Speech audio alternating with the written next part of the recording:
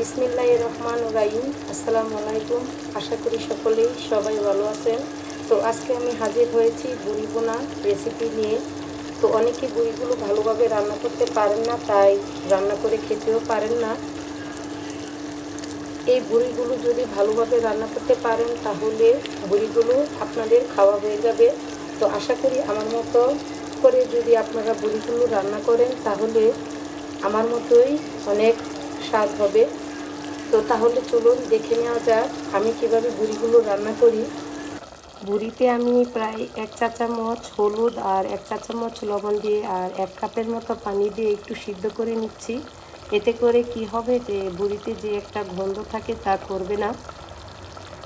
তো বুড়িগুলো আমি প্রায় আধা ঘন্টার মতো সিদ্ধ করে নিয়েছি আর এরকম ছোট ছোট পিস করে কেটে নিয়েছি। তো যারা বুড়ি খেতে একদম পছন্দ করেন না, আমি যেভাবে রান্না করি তারা অবশ্যই এভাবে রান্না করলে বুড়িটা খেতে ভীষণ মজার হবে। তাই আমি এখন বুড়িটা রান্না করে নিব। তো আপনারা অবশ্যই কম বেশ জানেন কিভাবে এই বুড়িটা পরিষ্কার করে নিতে হয়। তো এখন আমি রান্নাটা করে নেব। এখানে প্রায় 1 কেজির মতো বুড়ি আছে। তো বুড়িটা রান্না করার জন্য আমার লাগবে দারচিনি, এলাচ, গোলমরিচ, লবঙ্গ, তেজপাতা আর আদা বাটা আর রসুন বাটা। তো এখন আমি একটি প্যান বসিয়ে দিয়েছি। তো প্যানে আমি প্রায় 3 টেবিল চামচ মতো তেল দিয়েছি। তো বুড়িতে প্রচুর পরিমাণে তেল থাকে, এই জন্য আমি কম পরিমাণে তেল দিয়ে বুড়িটা রান্না করে নেব। তো প্রথমে আমি এতে দিয়ে দিলাম দারচিনি, এলাচ, গোলমরিচ আর লবঙ্গ। তো এখন আমি মিডিয়াম আঁচে সবগুলো গরম মশলাগুলো একটু ভেজে নেব। এতে করে কি হয়, সুন্দর একটা সুঘ্রাণ যখন বের হবে তখন আমি এতে মশলাটা যোগ করব। তো এখান থেকে সুন্দর একটা সুঘ্রাণ বের হচ্ছে। এখন আমি এতে দিয়ে দেব পেঁয়াজ কুচি 1 কাপ। তো যেহেতু আমি এখানে 1 কেজি বুড়ি রান্না করব তাই এখানে আমি পেঁয়াজ কুচি ব্যবহার করলাম 1 কাপ। এখন আমি একটু নেড়ে নেব। তো আমার পেঁয়াজগুলো একটু ভেজে নেওয়া হয়ে গেছে। এখন আমি এতে আদা বাটা আর রসুন বাটা দিয়ে আবারও একটু নেড়ে নেব।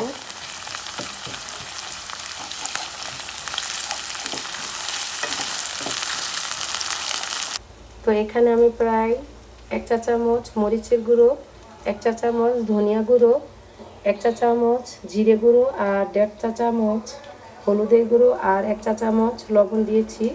এখন এই সবগুলো মশলা আমি একটু পানি দিয়ে মেখে নেব। তো এখন আমি হাতের সাহায্যে সবগুলো মশলা মেখে নিচ্ছি। সবগুলো মশলা পানি দিয়ে মেখে নিয়েছি আর এদিকে আমার পেঁয়াজ, আদা বাটা আর রসুন বাটাগুলো একটু ভেজে নেওয়া হয়ে গেছে। এখন আমি সবগুলো মশলা দিয়ে দেব।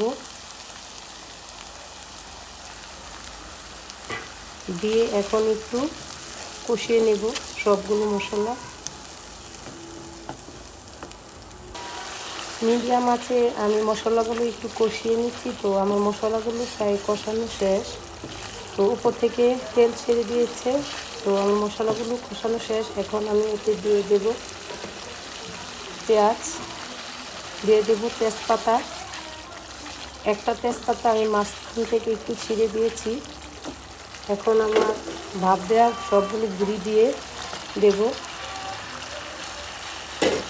এখন আমি খুন্তির সাহায্যে সবগুলো বুড়ি নেড়ে নিচ্ছি।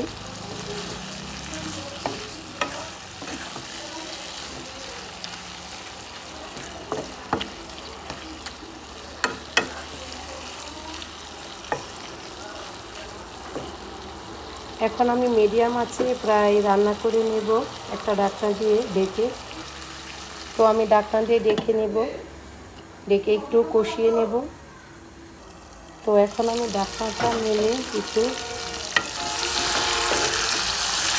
বুড়িটা নেড়ে দিচ্ছি।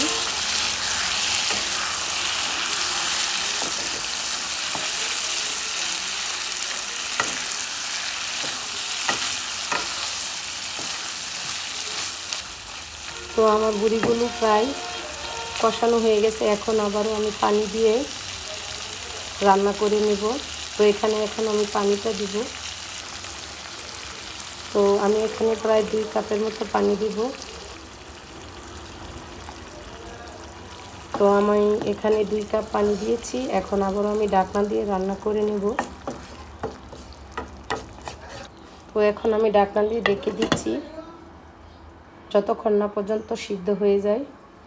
তো এই পর্যায়ে চুলার আঁচটা থাকবে মিডিয়াম ফ্লেমে। ফিরে এলাম কিছুক্ষণ পর।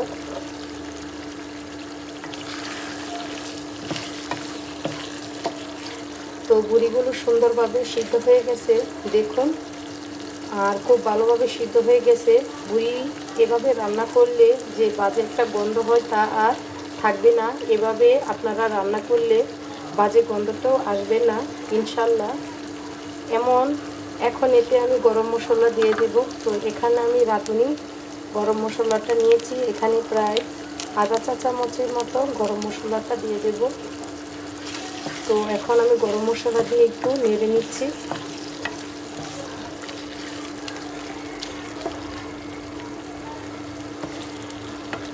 এখন আমি বড়িগুলো চুলা থেকে নামিয়ে নেব।